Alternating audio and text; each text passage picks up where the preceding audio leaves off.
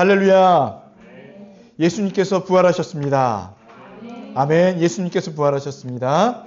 우리 앞뒤 좌우로 한번 인사하겠습니다. 예수님께서 부활하셨습니다.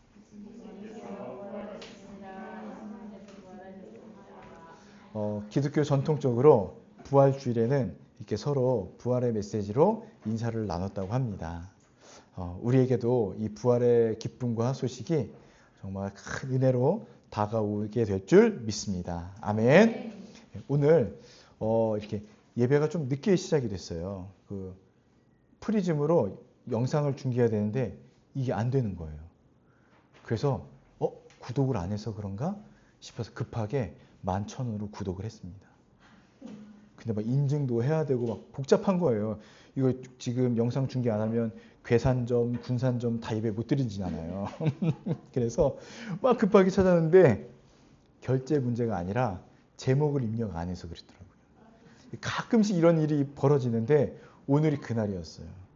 그리고 제가 지금 목 상태가 좀 안 좋아 보이죠.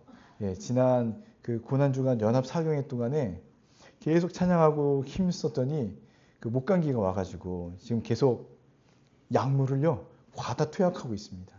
예, 그 목에 좋은 사탕도 과다 먹고 있어요. 아마 당이 올라가지 않을까 싶긴 한데 또 거기다가 오늘 주보를 인쇄했는데 가장 중요한 이름에 오탈자가 있었던 거예요.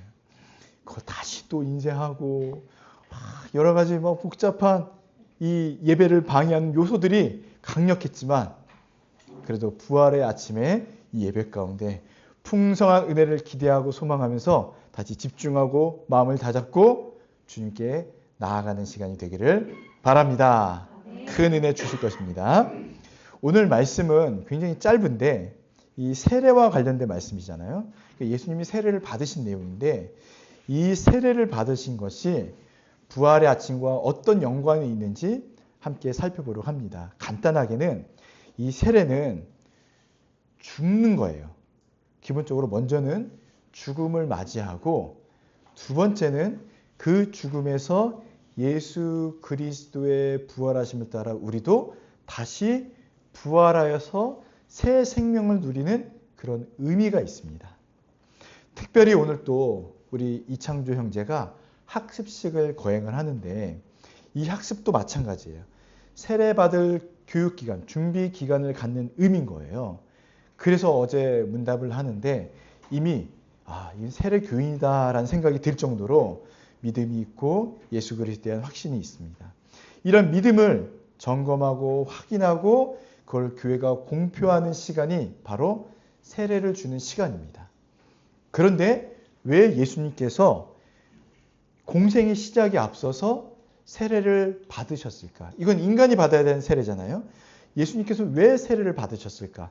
두 번째는 하나님께서 세례를 받으시고 올라오시는 그 예수님에게 말씀하신 것, 내 사랑하는 아들이라 내가 기뻐하노라. 왜 이 말씀을 하셨는가? 이 두 가지를 살펴보고 이 전체적으로 부활과 어떤 상관과 또 어떤 은혜가 있는지를 함께 나눠보려고 합니다. 첫 번째 21절 말씀 한번 읽어볼까요? 시작. 백성이 다 세례를 받을세. 여기까지. 예수도 세례를 받으시고 예수님께서 세례를 받으셨다는 거죠. 그런데요. 세례 요한이 전했던 세례를 받으라는 이 메시지는요.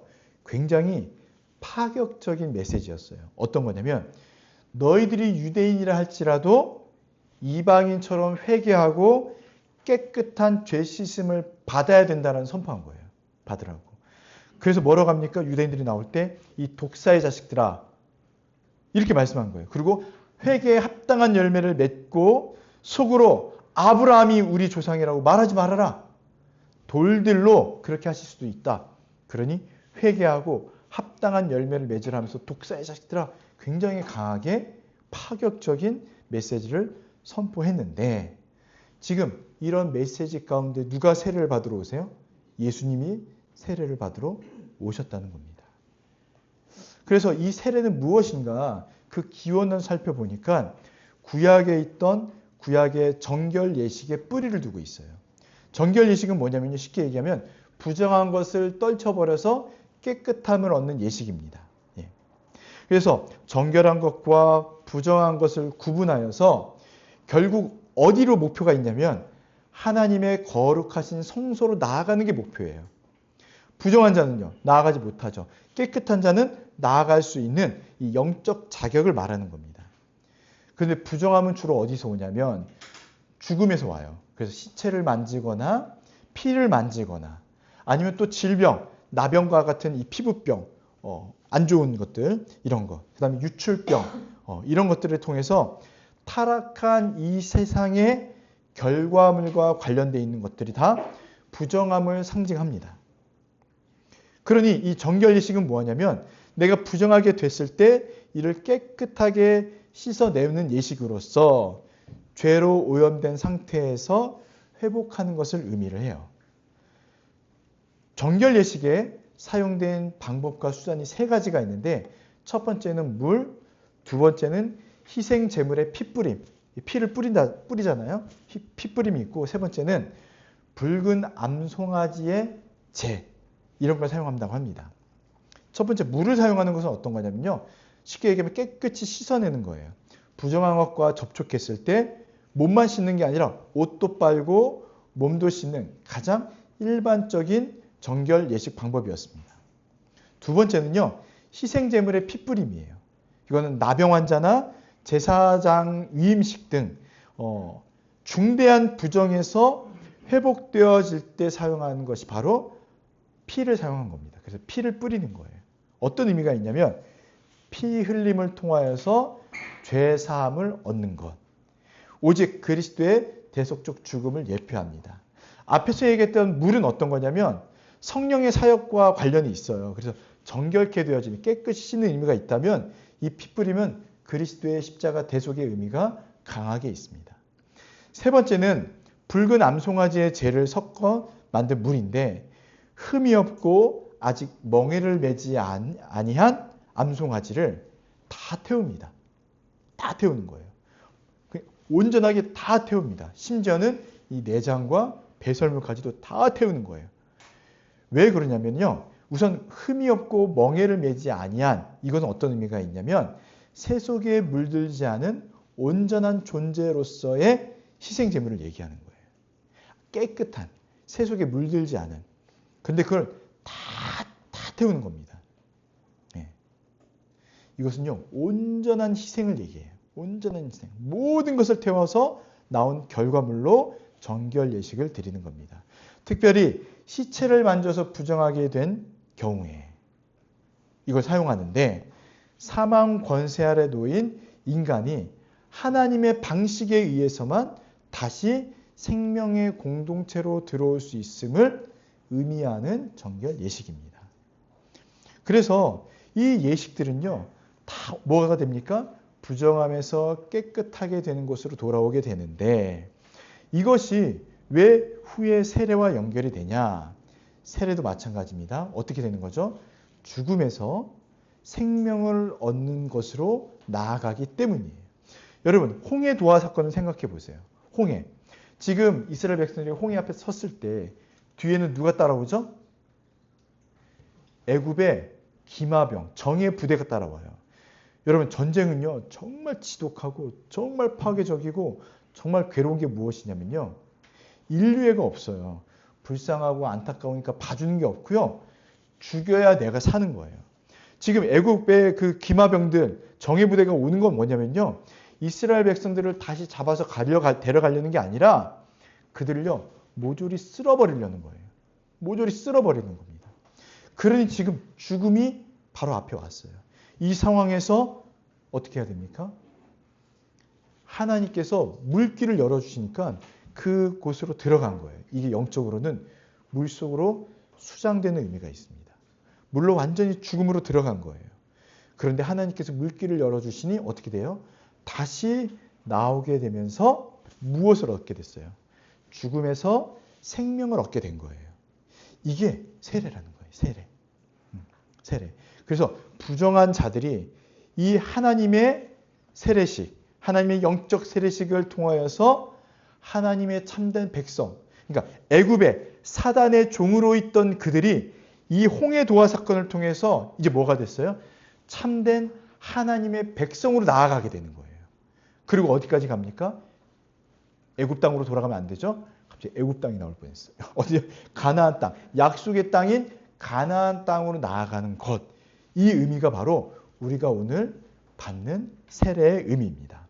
자, 로마서 6장 3절 4절 주보에 제가 넣어놨습니다. 우리 이 말씀 한번 읽어볼게요. 무릇 시작. 무릇 그리스도 예수와 합하여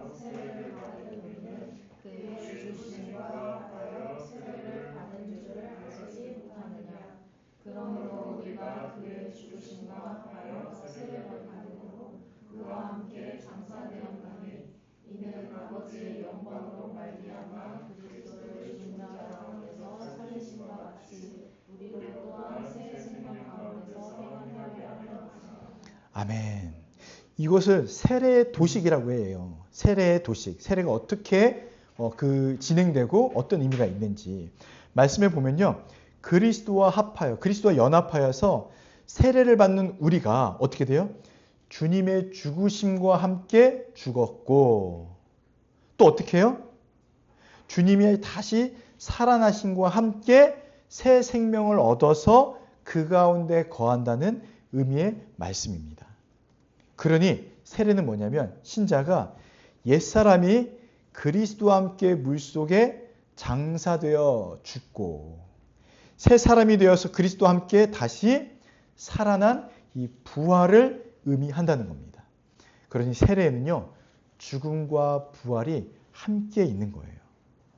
그래서 정결 예식은 신약 세례의 모형이고 세례는 정결 예식의 실체다 이렇게 얘기할 수 있습니다.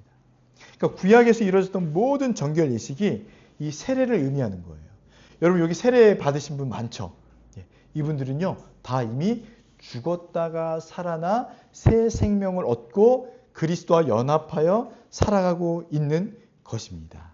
그래서 이거를 신비적 연합, 그리스도와 연합된 신비적 연합이라고 이야기해요.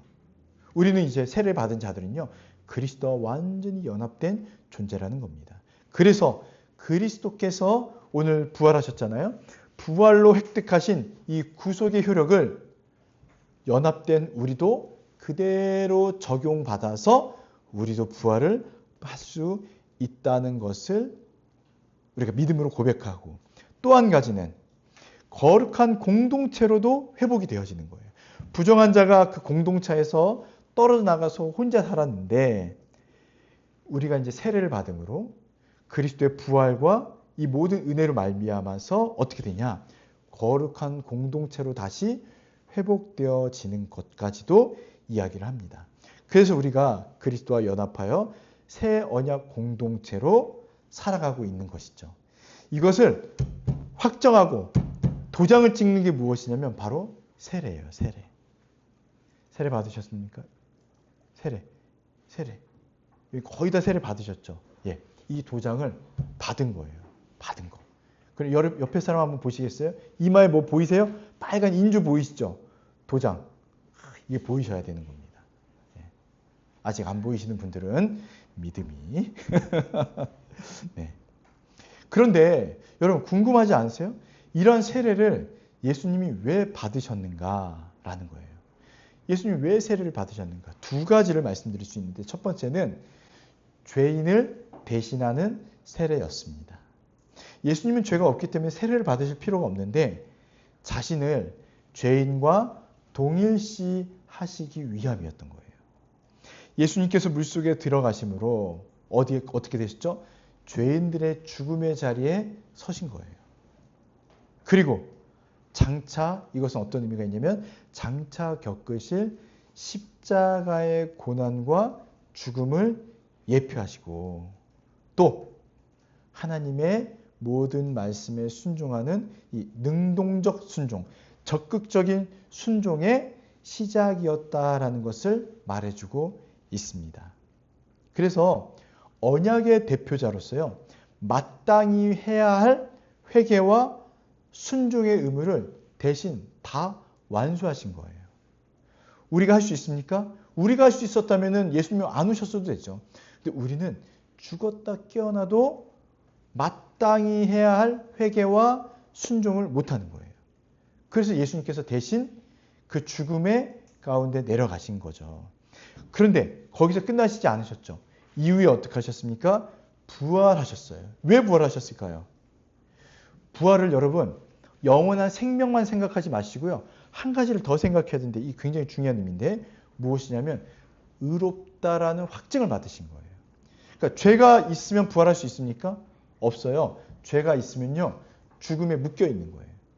근데 예수님이 부활하셨다는 것은 그 예수님에게 죄가 없으시고 의롭다라는 것이 확증된 증거로서 부활하시는 거예요.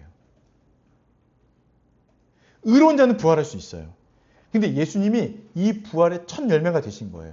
왜요? 예수님은 스스로의 죄가 없으시기 때문입니다. 그런데 예수님이 왜 죽으셨죠? 예수님이 죽으신 것은요. 우리의 죄에 대한 책임으로 죽으신 거예요. 그래서 그 죽음은요. 우리에 대한 죄값으로 죽으신 거지 예수님의 죄값이 없으시기 때문에 죄가 없으시기 때문에 의로운 자이심을 의로운 자라는 것이 부활로서 증명된 겁니다. 그러니 의로움의 확증 이렇게 말할 수가 있어요. 여러분 이후에 우리가 말씀을 읽지 않았지만 23절부터 시작해가지고요. 마지막 절까지 보면 예수님의 족보가 쭉 나옵니다. 어디서부터요? 요셉부터 시작해가지고 쭉 올라가요. 그리고 중요한 인물이 또 누가 나오죠? 쭉 올라가다가 다자로 시작돼요. 다윗. 그리고 쭉 올라가다 아자로 시작돼요. 아니 네 글자. 아브라함 나와요. 그리고 더 올라가서 두 글자 아담까지 나오고 더 올라가서 하나님까지 나옵니다. 하나님까지 나오는 거예요. 이걸 어떤 의미로 설명을 하냐면 예수님을 왜 족보로 쭉 설명하면서 하나님까지 올라가냐. 전체 우리는 하나님의 백성이고 또 한 가지는 예수님께서 두 번째 아담으로 이 땅에 오셔서 모든 의를 이루신 분이라는 것을 보여줍니다. 첫째 아담은 어떻게 됐어요? 실패했지만 두 번째 아담이신 예수님은 아담이 실패한 그 모든 것을 완성하고 이루셨다는 그 족보를 설명해주고 있는 겁니다. 자, 예수님이 세례를 받으신 두 번째 이유는 어떤 거냐면 메시아직의 공적 취임식. 따라해 보십시오. 공적 취임식. 예, 메시아로서 취임식을 하신 거예요. 예수님은요, 이 세례를 받음을 통하여서 성령께서 임하시죠. 또 하나님께서 말씀하시죠. 이걸 통해서 아주 공적인 이 메시아직의 취임식이라는 것을 선포하고 있는 겁니다. 하나님과 성령님께서 인정하신 거예요. 너는 내 사랑하는 아들이다. 또 내가 너를 기뻐하노라. 그리고 성령이 임재하심으로써 이제 어떤 일을 벌입니까? 메시아로서의 그 사명을 본격적으로 수행하시는 거예요. 그래서 바로 어디로 가시죠?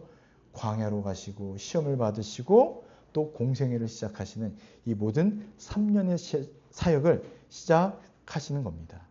그래서 이걸 보면은 예수님은 이 세례를 통해서 뭘 함축적으로 보여주냐면 죄로부터의 죽음과 또 부활하심을 통해서 앞으로의 3년 동안 구속의 모든 완성을 이루어 가실 것임을 아주 함축적으로 이 세례에서 보여주고 있다라고 말할 수가 있습니다. 그러면 사랑하는 여러분, 우리가 받고 우리가 해야 될 세례는 무엇이냐면요. 한마디로 얘기하면 그리스도와 연합을 확증하는 표징이다. 이렇게 말씀할 수가 있어요. 아까 로마서 6장 3절에서 4절까지 나왔듯이 우리가 그리스도와 연합하여 죽고 그리스도와 연합하였기 때문에 다시 살아나는 이것을 얘기하고 있습니다. 그래서 세례는요.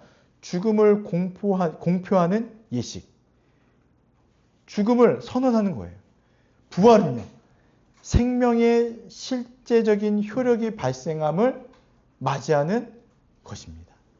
그러니 이 세례 안에는 죽음과 부활의 의미가 다 담겨 있으니 죽음과 새 생명의 의미가 있는 것이죠.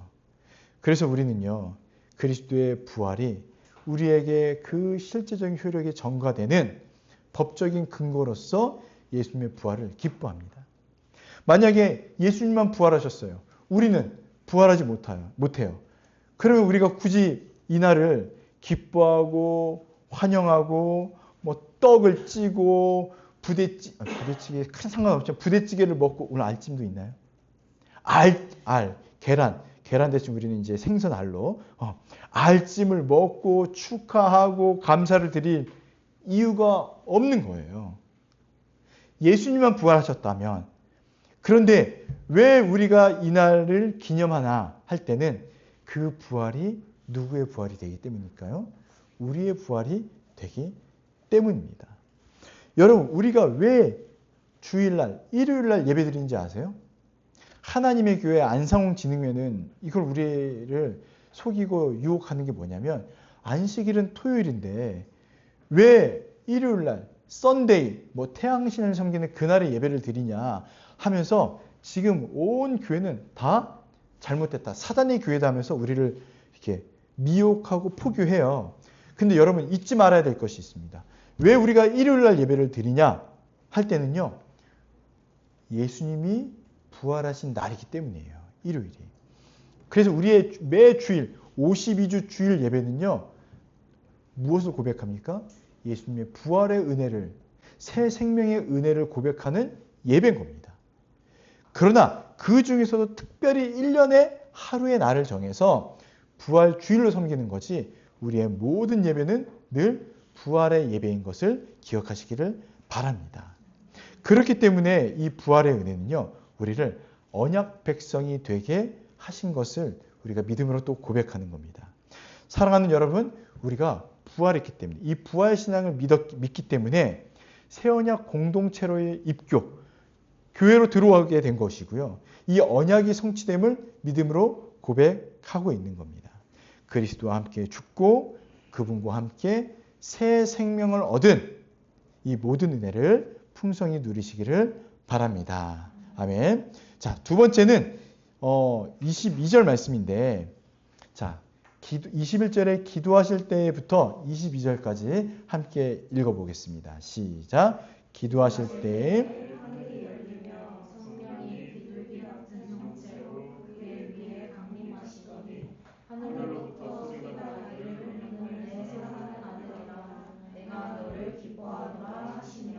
아멘. 예수님께서 기도하자 어떻게 됐어요? 하늘이 열렸어요. 하늘이 열렸어요. 그리고 성령이 비둘기 같은 형태로 임재하시고 하나님의 말씀이 있었습니다. 그래서 이것을 기도의 원형이라고 설명을 많이 하더라고요. 하나님을 전적으로 의존하는 거예요. 이제 예수님은요. 세례를 받으신 거예요. 죽음에서 다시 건짐 받았습니다. 그러니 전적으로 하나님을 의지하는 것. 근데 기도가 한 가지가 더 있다는 거예요. 뭐냐면 하나님과 영원한 사귐, 교통이라고 하는데 소통, 영원한 사귐을 이야기합니다. 그래서 예수님의 공생애를 한번 살펴보면 예수님께서는 하나님이신데도 불구하고 늘 뭐 하세요? 기도하시는 모습을 자주 보이셨습니다. 이것은 전적으로 하나님을 의지하는 것도 있지만 또 한 가지 하나님과 깊은 사귐을 계속 이어가고 계심을 보여줍니다.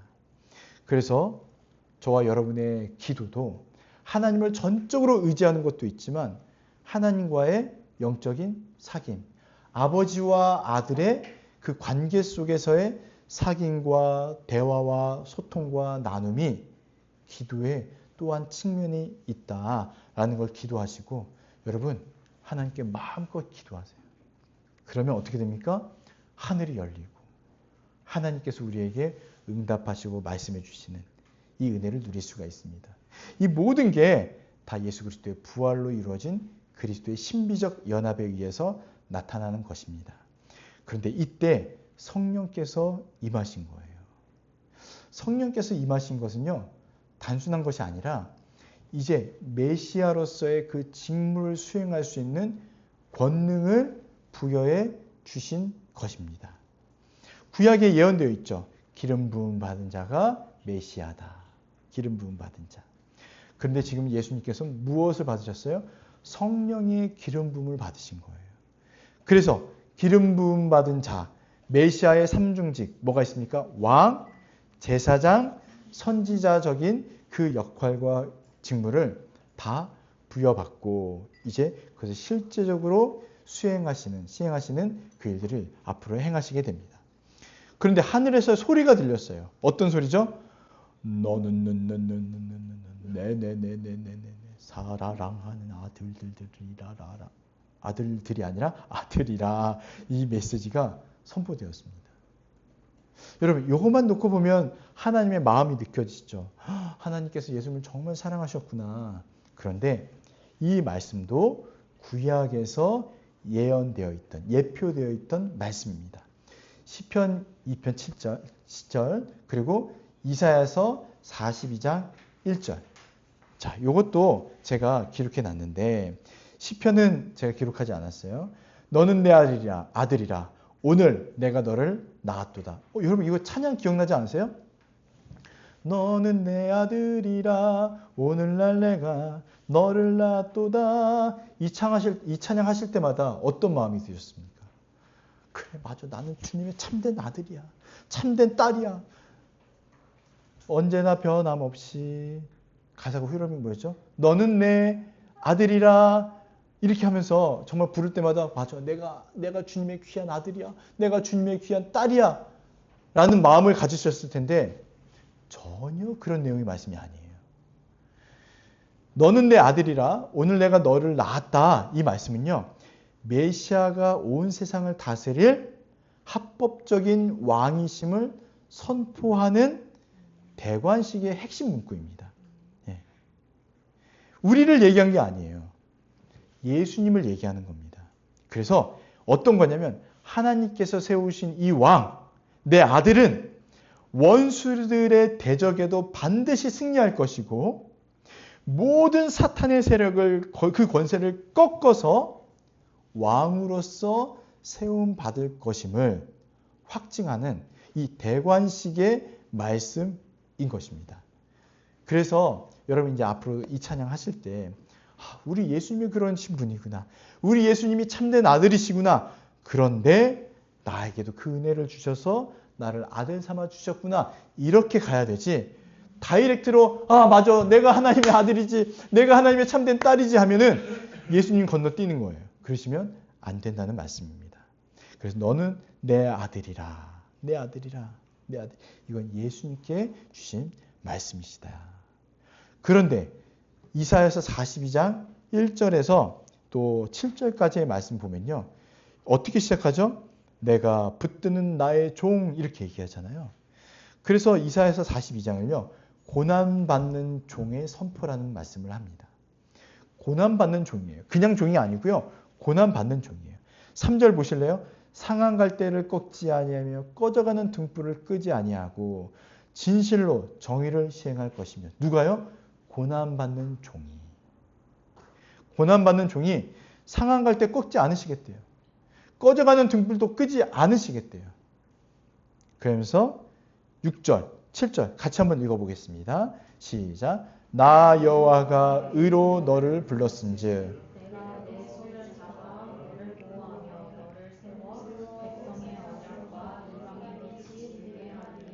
내가 눈먼 자들의 눈을 밝히며 갇힌 자를 감옥에서 이끌어내며 흑암에 앉은 자를 감방에서 나오게 하리라. 아멘.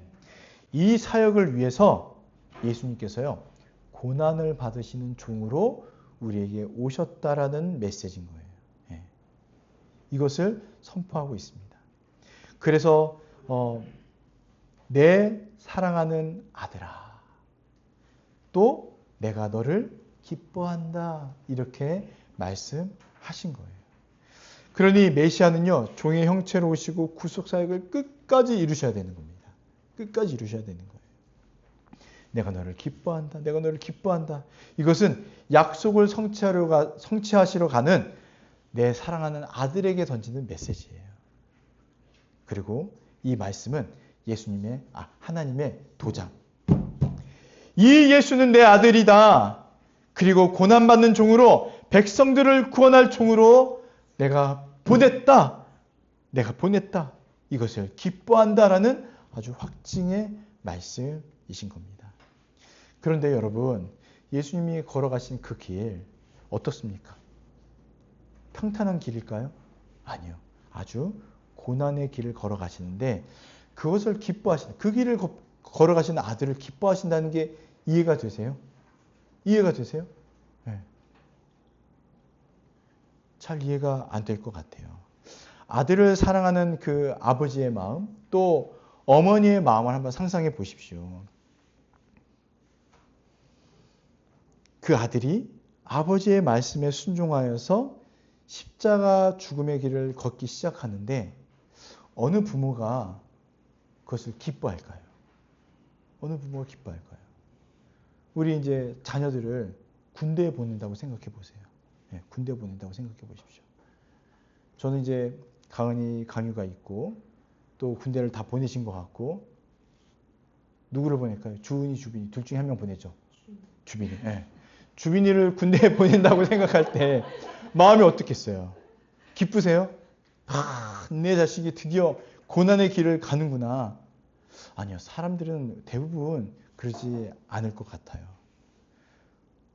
여러분, 그 우리 고난주간 때 제가 예일대학교에 나왔던 그 아들을 선교지로 보내는 그 아버지의 예를 들었잖아요.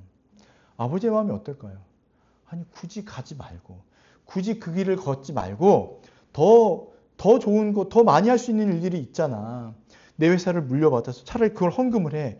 헌금을 해서 더 선교 사역을 해. 굳이 꼭 너가 가야겠냐? 너가 굳이 꼭 그 중국으로 가야 되겠냐? 했던 이 아버지의 마음. 저는 오히려 이게 더 우리의 마음인 것 같아요. 근데 실제 어떻게 됐습니까? 중국으로 가는 그 길에 죽었잖아요. 병에 걸려서. 아무것도 이룬 것 같지 않은 이런 상황에서 이 아버지의 마음은 어땠을까요? 정말 기뻐할 수 있었을까요? 근데 하나님은 기뻐하셨다는 거예요. 왜요? 아들이 죽음의 길로 가는 그것을 기뻐하신 게 아니라 그 죽음의 길로 감을 통하여서 얻는 열매. 그게 무엇입니까? 택한 백성들이 아들의 순종을 통하여서 영원한 생명을 얻어 살아나는 것. 새 생명을 얻어 살아나는 그것을 기뻐하셨다는 겁니다. 아들은 비록 죽어가는 그 길을 걷지만 그 열매로서 얻어지는 우리의 새 생명을 기뻐하신 거예요. 내가 너를 기뻐한다 이 표현은 바로 이 기쁨을 상징하고 있는 겁니다. 예, 있는 겁니다. 그러니 우리가 상상할 수 없는 거예요. 우리의 생각과는 완전히 다른 겁니다. 아버지의 마음. 너는 내 사랑하는 아들이라. 내가 너를 기뻐하노라. 기뻐하노라. 정말 이 짧은 메시지에 함축되어져 있는 그 아버지의 마음, 또 아들의 순종, 또 그가 걸어가시는 십자가의 길, 또 마침내 승리하심을 통하여 얻은 죄사함과 부활. 이 모든 것을 통해서 유익을 누리는 건 누구예요? 우리인 거예요. 이 모든 마음을 아버지의 마음을 우리가 잘 간직하시면 좋겠습니다. 예. 아까 잠깐 말씀드리신 이제 그 뒤에 나오는 부분인데 누가복음에 족보가 나오잖아요. 둘째 아담으로 오신 예수 그리스도인데 첫째 아담은 실패했는데 둘째 아담으로 오신 우리 예수님은요. 온전한 하나님의 아들로서 승리하시고 성취하셨습니다. 첫째 아담의 결과는 무엇이었습니까? 하나님의 나라에서 쫓겨났어요. 그런데 둘째 아담으로 오신 예수님이 세례, 또 오늘 우리가 함께 찬양하는 이 부활을 통하여서 어떻게 되었습니까? 그 하나님의 나라에 다시 들어갔고요. 하나님의 그 족보에, 계보에, 언약 백성의 계보에 다시 어떻게 됐죠? 우리가 들어갈 수 있게 된 은혜를 이야기하고 있습니다. 그래서 우리의 이제 이름이 생명책에 기록되어져 있는 것을 누가가 의도적으로 이것을 기록하고 있는 것이에요.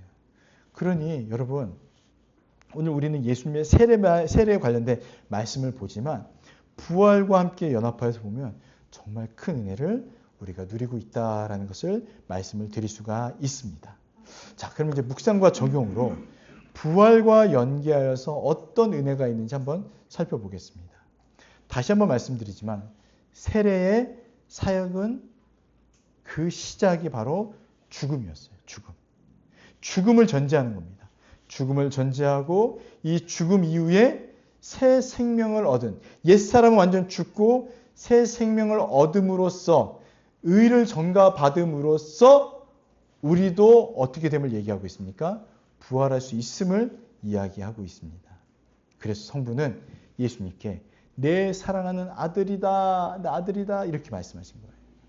그리고 이 세례는요, 단순한 겸손함을 넘어서 하나님께 순종함을 넘어서 성도의 부활을 보증하는 결정적인 사건임을 우리가 믿음으로 고백하고 있는 것입니다.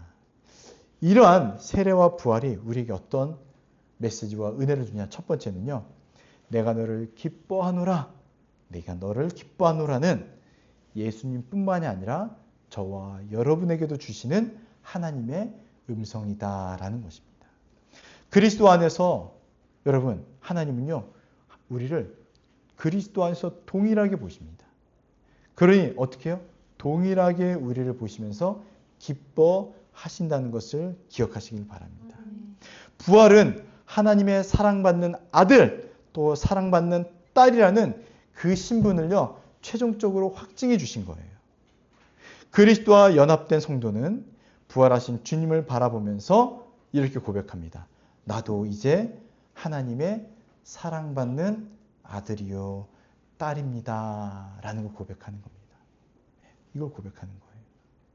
하나님께서는 우리에게 완전한 새로운 신분으로 살아가도록 하셨고 그 신분으로 살아가는 것을 기뻐합니다. 하나님이 가장 속상해하는 게 무엇이냐면 이미 구원받은 하나님의 새로운 백성이요 새 생명을 얻으며 살아가는 자들인데 살아갈 때 어떤 마음이요?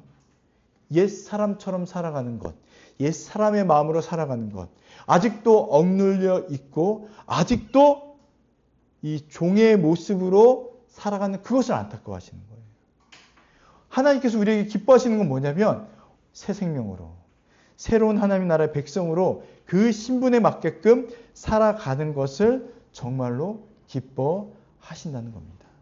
여러분 그렇게 살아가시길 바라요. 그래서 우리의 걸음은요, 그냥 아이들이 걸어가는 것처럼 아장아장 한 발 한 발 더 내딛는 것처럼 보이지만 하나님께서는 그걸 기뻐하신다는 겁니다. 그래서 우리가 한 걸음 한 걸음 더 나아가는 거예요. 또 그렇게 나아가면서 흘리는 수고와 또 눈물과 기도와 이런 걸 보실 때 하나님께서 어떻게 하세요? 그 아이가 걸을 때 부모가 뒷짐지면서 걸어봐 이렇게 하는 부모 어디 있습니까? 이 아이가 넘어질까 봐 두 손으로 그래 잘 걷는다 하면서 넘어질 만할 때 어떻게 해요? 안아주기도 하고 다시 격려하고 걸을 수 있어 힘을 내 이렇게 말씀하시는 것. 내가 너를 기뻐한다. 내가 너를 기뻐한다. 이천에서 오시는 내가 너를 기뻐한다. 그냥 엄마 아빠가 모는 차 타고 오는 우리 아이들도 내가 너를 기뻐한다. 어떻게든 한잔 쓰려고 하고 색칠하고 또 이 졸음도 막 참아가면서 예배드리고 또 여러 기도 제목이 있는데도 불구하고 애써서 신앙생활 하시는 우리 모두를 다 하나님께서 기뻐하신다. 이거를요 확 받으시길 바랍니다. 부활의 능력으로 감사하시고 기뻐하시고 은혜 가운데 잘 살아가시기를 바랍니다. 그럴 때 우리 주님께서는 우리를 기뻐하신다 이걸 꼭 믿으시길 바랍니다. 두 번째는요, 부활하신 주님이 가장 강력한 힘의 근원이 되신다라는 것을 믿으시기를 바랍니다. 세례가 임할 때, 세례 받으실 때 성령께서 임하셨죠. 그리고 뭘 하셨냐면 죽음을 이기는 생명의 영으로 임하셨습니다. 그래서 그리스도를요, 죽은 자 가운데서 살리셨어요. 로마서 8장 11절. 우리 주보에 나와 있는데 한번 읽어보겠습니다. 시작. 예수를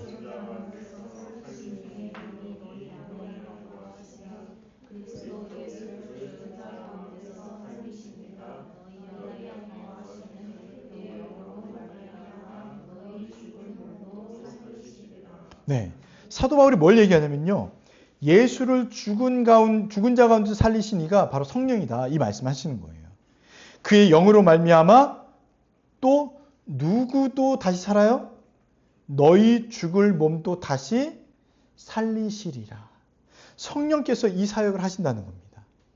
그래서 세례 때 예수님 위에 머물렀던 성령께서 예수님도 다시 살려주시고 또 예수 그리스도의 그 메시아로서의 사역을 완성하심으로써 우리가 그리스도와 연합되었고 그리스도의 모든 의를 누리고 모든 새 생명을 다시 우리도 누리는데 이것이 바로 성령께서 하심을 말씀하고 있다는 겁니다. 두 번째, 성령은 어떤 일을 하셨냐면 메시아의 사역을 선언하셨다고 그랬죠.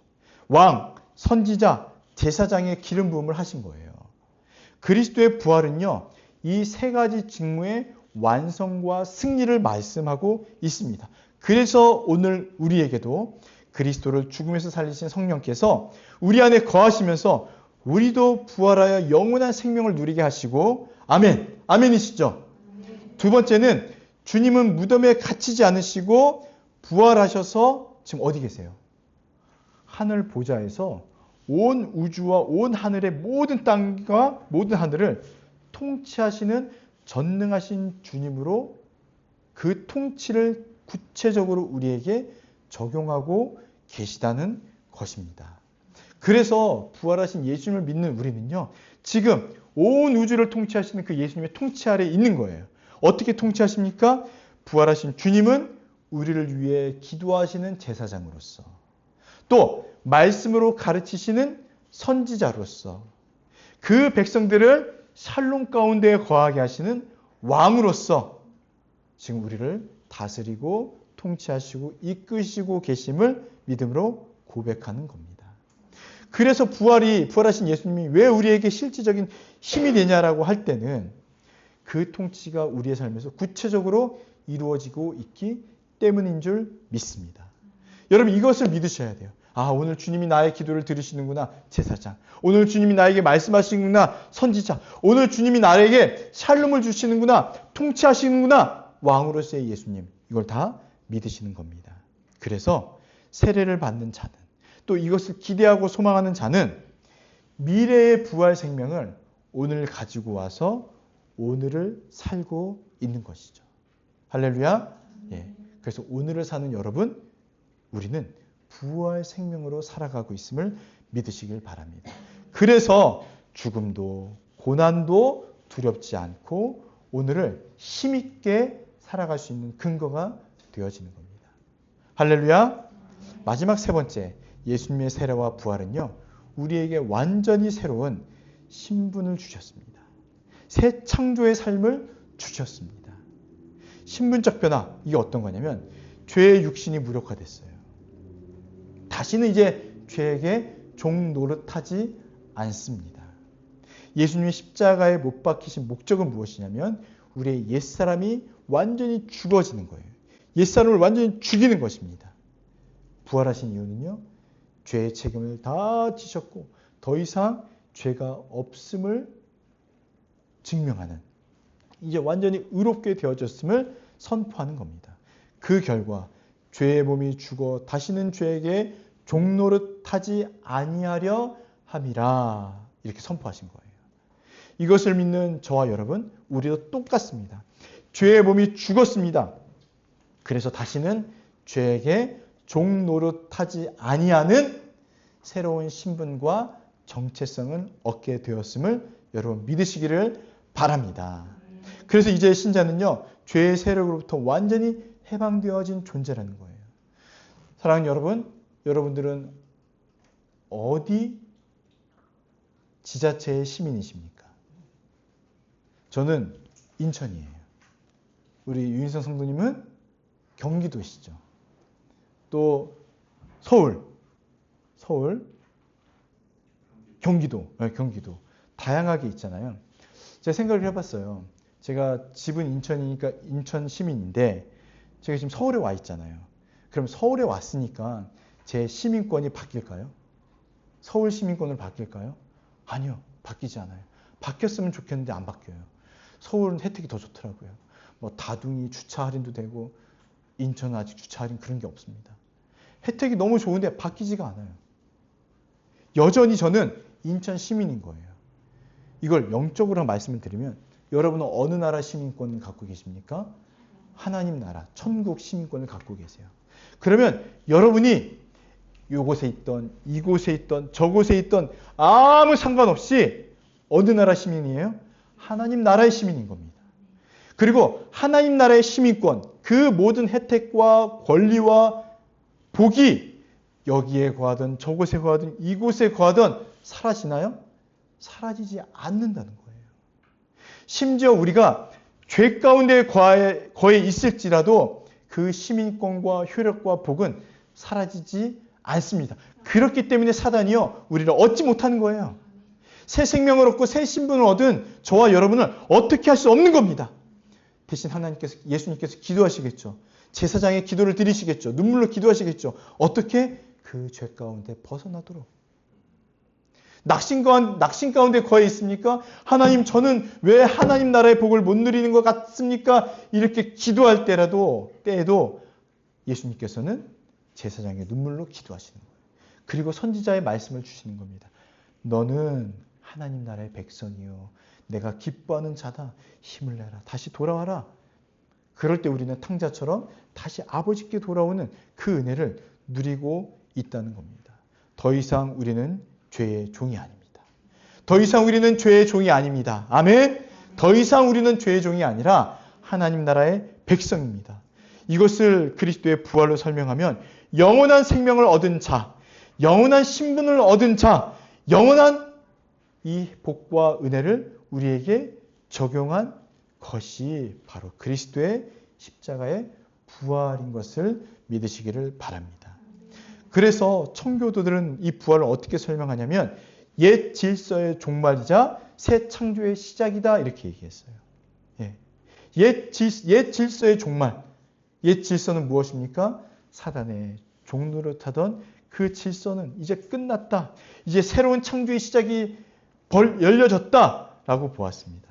그래서 세례는 옛 자아의 장례식, 옛 존재의 죽음, 부활은 새로운 피조물의 탄생이다 이렇게 말씀드리는 겁니다. 성도는 단순히 죽어서 천국 가는 존재가 아닙니다. 지금 여기에서 지금 오늘 우리는 부활 생명으로 하나님의 음성을 듣는 거예요. 너는 내가 사랑하는 자다. 내가 사랑하는 자다. 너는 나의 기쁨이다. 내가 너를 기뻐한다라는 이 아버지의 음성이 계속 들리는 겁니다. 계속. 제가요? 이런 제가요? 네. 왜 그러냐면 예수 그리스도께서 부활하셨기 때문입니다. 그 부활로 말미암는 그리스도와의 참된 연합, 신비한 연합과 그 예수님께서 얻으신 의의 전가, 그 의를 우리에게도 동일하게 적용해 주신 결과라는 겁니다. 그래서 여러분 힘을 내십시오. 힘을 내시고 부활의 소망이 저 멀리 있는 것이 아니라 우리의 것임을 기대하고 소망하며 살아가시기를 바랍니다. 아멘. 이 시간 함께 기도하겠습니다.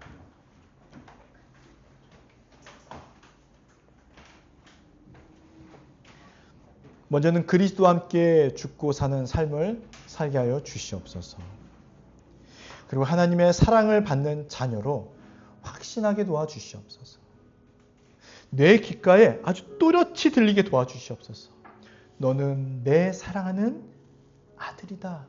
내 사랑하는 딸이다. 내가 너를 얼마나 기뻐하는 줄 아느냐? 그러니 성령의 능력으로 담대히 살아가라.